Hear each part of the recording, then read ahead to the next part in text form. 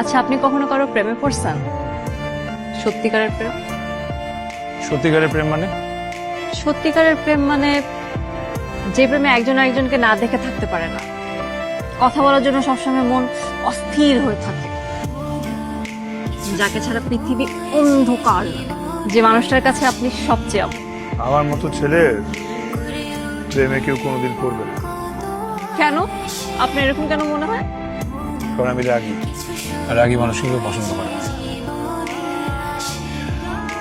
আমি তো শুনছি রাগী মানুষের মন খুব ভালো হয়, আর হুট করে যে ছেলেরা রেগে যায় তারা গার্লফ্রেন্ডদেরকে খুব আদর করে।